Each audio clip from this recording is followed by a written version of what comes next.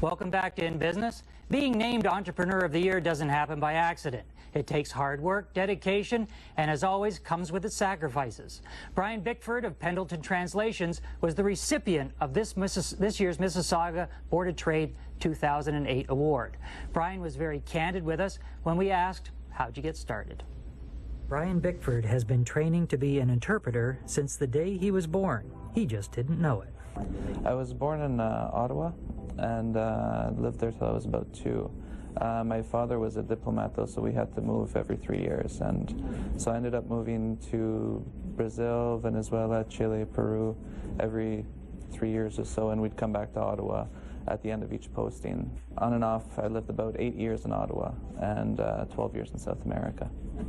I was raised by my mother. My mother is half Mexican and half French, and she always raised us. We always went to the French schools in all the countries we lived in just to keep the same school program. And so I was raised in French, but living in South America. I lived in Brazil when I was 2 to 5, and I spoke Portuguese, apparently like a little Brazilian, but I don't remember any of it right now.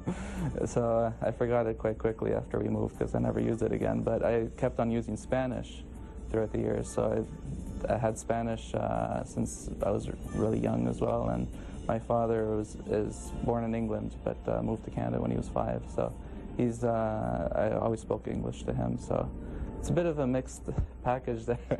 Being in the translation business for many years, Brian has had the opportunity to listen to many great speakers and adopt them as role models. Well, I had I guess the regular role models that you have when you're a teenager, like rock stars, athletes, you know, Michael Jordan, and after that, when I started working, it sort of evolved into people that I've interpreted for.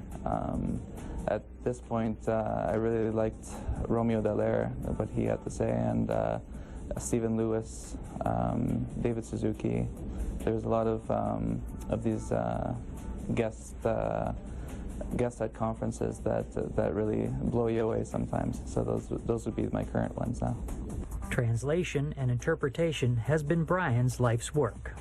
When I finished university, I got a job as a translator in-house for a company.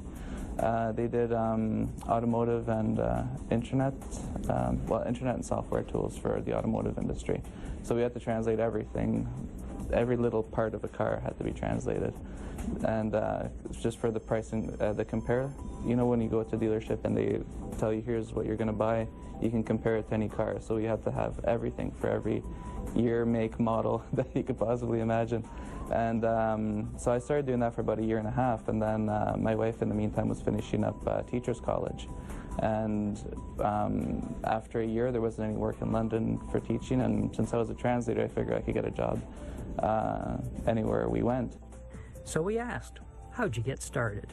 Basically, I sent my resume to probably 1,000 different places, and then finally I started off doing a lot of interpretation at schools and hospitals, just consecutive interpretation.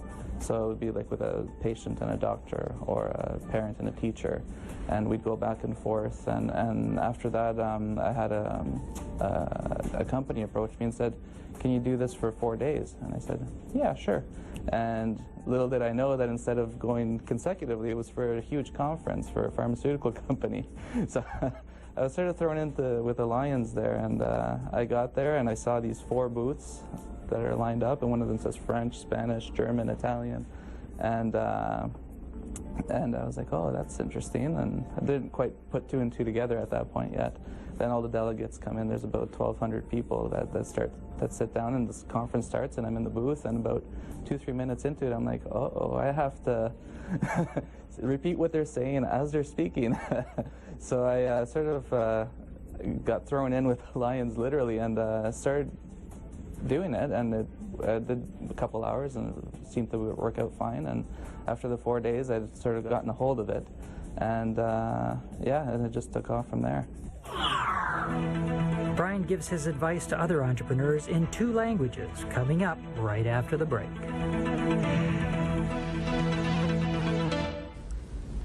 Welcome back to In Business. Still to come on the show is our book review of Relentless by Ted Rogers. And all you would-be student entrepreneurs will want to stay tuned for a great program that will help you fund your summer job. All this and our panel discussion on protecting your business during the process of terminating employees. But first, we return to the 2008 Mississauga Board of Trade Entrepreneur of the Year, Brian Bickford. And how'd you get started? Since starting in 2001, Brian has built quite a business. Basically, now my company offers translation services in about 25 different languages.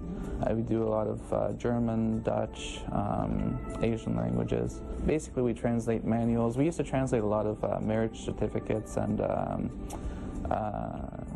driver's licenses and personal documents for people that were coming in, new arrivals into Canada. And we moved on from that. Now we do mostly larger documents. Brian tells us about winning the Entrepreneur of the Year award in 2008. I think that the award was very important, was very big in my career.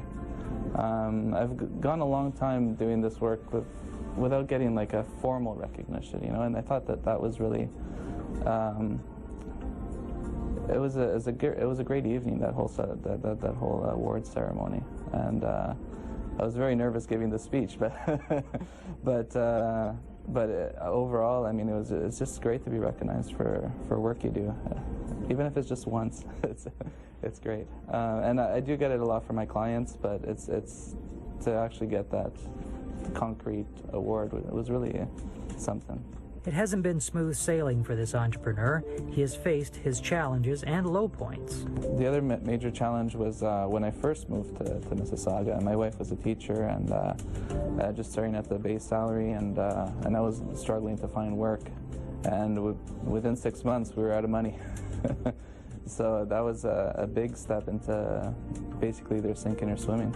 And I just had to keep on plugging at it and getting through that time period. That was a really tough period in our lives as a married couple. I think we moved in July, and by February I think I had $9 in my bank account. It was thousands of dollars in debt, and then so that was a sign that I had to sort of step up and work twice as hard and try to get there. And fortunately, within 6 months, we were back on track. At the point when he had $9 in his bank account, Brian admits he did consider giving up. I thought about what else can I do to get out of the hole, but it was a very short period. It wasn't very long. It was really frustrating. But in terms of actually just calling quits, no. I had to be a provider for Melissa and for my family now. Brian tried partnership, and he shares his thoughts. The downside of being in a partnership, if you're actually in a business where you have partners, you should probably find people that have the same work ethic as you, for starters. If you're going to do it right. Don't just jump into it.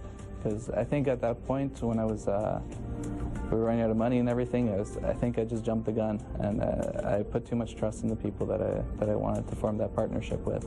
I think that the common link that we had was that we all took an interpretation course together, but our work ethic was completely different. Our vision of the company was completely different. Who better to ask what advice he has for entrepreneurs than the 2008 Entrepreneur of the Year? I think no te des por vencido is a pretty good suggestion, is to just never give up and continue doing stronger. And if you're only working 8 hours a day, then work 10. If you're only working 10, work 12 or 14 until you get it right. And if there's no more hours in the day, then change what you're doing and do it differently, but don't give up.